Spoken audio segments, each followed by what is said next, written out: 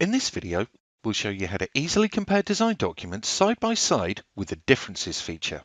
The differences found between two documents is generated based upon your comparator settings. These can be found by navigating to the Projects ribbon and selecting the Project options and then select the Comparators tab. On the Comparators tab, you can quickly ignore or find differences for the various category types. In this example, we want to compare two PCB documents and examine the differences. We already have our first document open, so now we'll open the second document by navigating to the Project ribbon and selecting Add Existing Document. Let's now compare both documents.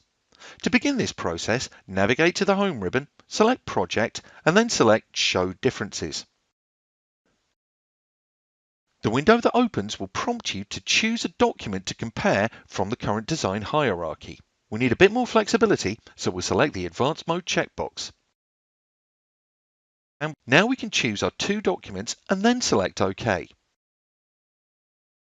The next window that appears will allow us to compare all of the differences found in our two design documents. From this section, we can choose to either make an engineering change order to push changes to a schematic or PCB, or explore the differences in greater detail. In our case, we only want to see the differences between our two documents.